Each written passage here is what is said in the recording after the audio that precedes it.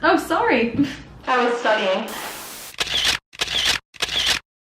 Hey guys, welcome back to my channel. So I'm a senior in college right now, and through the years I have learned a thing or two about studying. It's a process that is not necessarily the most fun thing, but something that you can definitely get better at with practice and with some strategies. So I am here to be your little nerd angel slash study coach and give you some college study tips. So over the years, the main thing I've learned is the importance of studying smarter, not harder. At the end of the day, you're studying to get a good grade on the test. And whether you spend 1 hour studying or 10 hours studying, your grade is the thing that you're going for. You're going for that A. I know you are. I have found a study process that makes studying not brutally painful, less time consuming, and effective in getting a good grade and actually learning the content. Today I'm going to take you guys through ways to actually study effectively and in a way that you don't necessarily dread doing. And this doesn't just work for college classes, this works for high school classes as well. This has kind of been my studying method for several years now, both in high school and college, and it works like a charm. So I'm excited to be making this video, and I made it because you guys voted for it on my Instagram. If any of you guys have not checked out my Instagram, it is Jackie Rhodes. I would love to connect with you guys there because sometimes I do video polls there to decide what video I'm gonna do.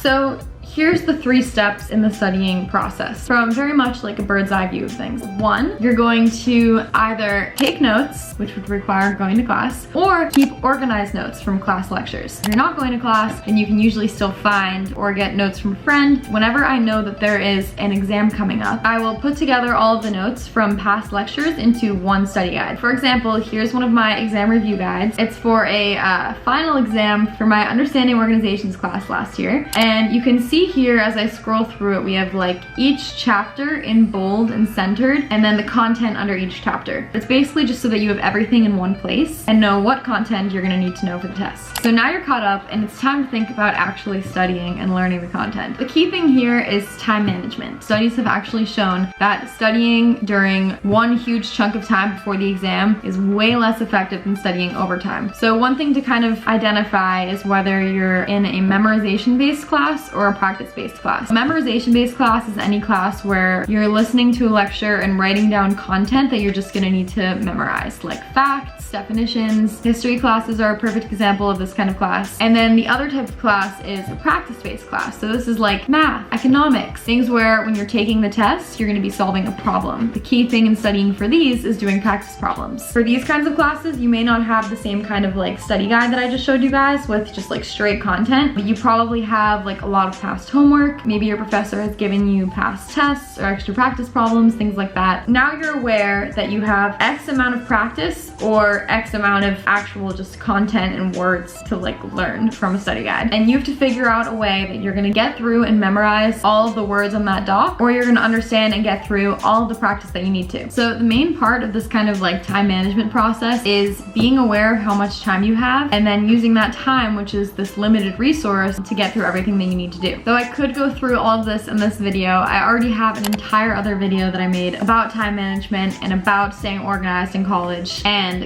how to plan out your time so that you get everything done. So go check out that video if you want to hear more about this. To kind of give you guys a little like super condensed list of the things I do. First, I have a physical planner. So here was my planner last year because it's super full of a bunch of stuff. Basically, I'll mark on the calendar section all of the exams and papers and assignments that are due. And then within the weekly sections, I bullet point the smaller assignments and kind of cross them out as I go. So that way I know in advance when I'm gonna have to worry about studying for things and it never kind of just like sneaks up on me. The next step is to plan out your week. I use my notes app, and again, I have like videos and examples of all of this in my other videos, so definitely go check that out to see exactly how to do this. But the key thing here is to go through your week and see how much time you have to get things done. And then you say, okay, I have 15 hours and I have 50 practice problems to do that are each gonna take 10 minutes. How can I split this up over time? And then you can create little mini goals throughout the week so that it's not super overwhelming to sit down and just like study all of it and not know if you're gonna get it done, not know when you're gonna do what. That's how you make sure you get everything done. And then the third step in the process, which is obviously kind of the most important or biggest part, is actually studying during these time slots that you set for yourself. So before I get into actual studying strategies, I have a couple of little tips to make studying easier and a little more fun. First of all, know when you study best. For example, for me, right when I wake up in the morning is is the best time for me to focus, to be creative, to learn things. So if I have something really important that I need to study or learn, doing it in the morning is best for me. My next tip is to have a good vibe.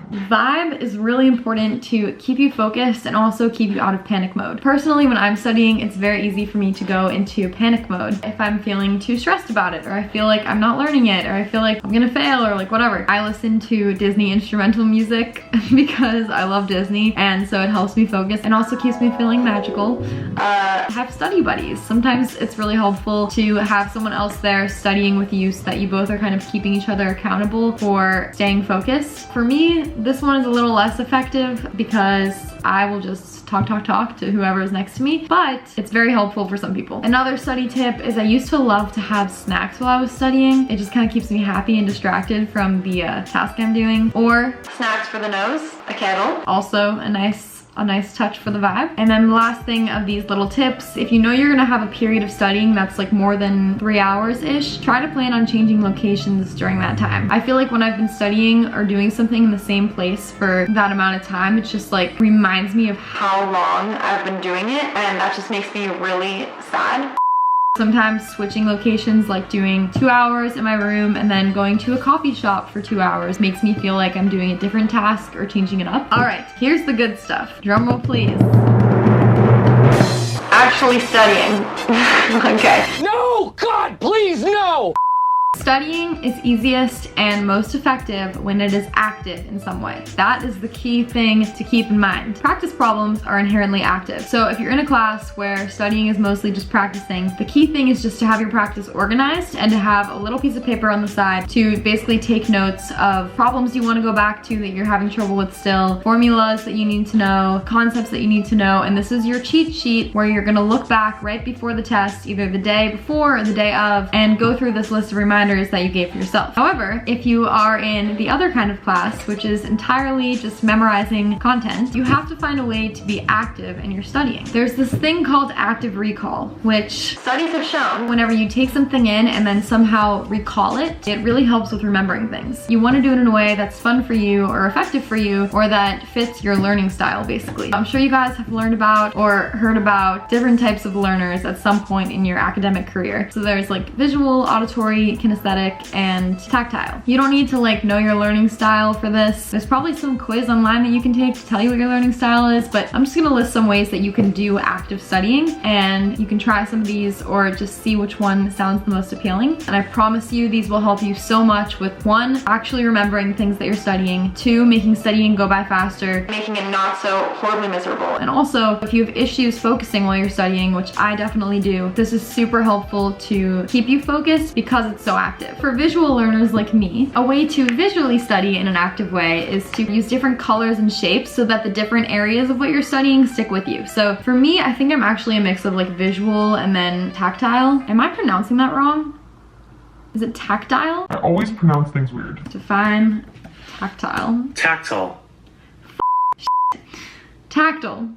The fourth kind of learning is not tactile, it's tactile. So I think I'm a mix of visual and tactile. Or tactile, as some might like to call it. Which means that it helps me to study visually and also to kind of like write things down. For example, I found this little pal, which is a study guide from 2 years ago that for some reason I have in my stuff still. And basically, as you can see, I just rewrote everything from my notes, usually in like a summarized way because it might be too much to literally write everything down, but kind of just like to outline the concepts that you need to know and key facts, or if there's a specific unit that you want to study, like writing down everything from that. And then after you do that, use different colored markers or pens to underline, square outline, circle outline, star, whatever, as you go through and review it. So what I would do is I would literally take my study guide and I'd write things down and make it all like cute and nice and like pretty the way that I outlined it. And then to study it, I would go through, and the first step would be to underline all of the things I didn't understand, or to group things by color that I wanted to remember together as one part of one unit or whatever. And then the second time I'd go through and study, I would do it in a different color or in a different shape, or I'd star it. And then eventually what this led to is me going through all my content and rereading all this stuff multiple times, but not feeling like it was super painful because I was doing it in an active way. Okay, other strategies to actively study: to make flashcards and quiz yourself. Obviously that's a classic, or something that's a little bit less time consuming if you're an an auditory learner is to cover things up as you go through the study guide and then say them out loud. So if you have something and you need to know the definition, you will cover it up, look up, say the definition, and then quiz yourself. And you just keep doing that until you get it right. And you can use a combination of these different active studying methods, or if one works really well for you, focus on that one. But the important thing is you gotta get from A to B, where A is having a ton of words on a page that you need to memorize, and B is actually having those in your head. College especially is a time and kind of like a world where you are really in control of your own time. And that's really happening for the first time in your life, because you have a couple classes to go to every day and then the rest of the day is yours. Yes, it gets busy and time fills up really fast, but you're not given the structure and the rule book to get through everything. So it's really on you more than ever for the first time to study effectively and to manage your time. And so that's why I wanted to share these tips that I've learned over time. If you have any questions about any of these study tips, definitely comment below and I will make sure to answer the questions that I see in the comments. And if you liked this video and want to see more college tips, I make new videos every single week, so make sure to subscribe for that. Also, the reason that I did this video is because you guys voted for it on an Instagram poll, so if you haven't yet, make sure to check out my Instagram because I love connecting with you guys there. And that's it for today. Thank you guys for watching, and I will see you in my next video.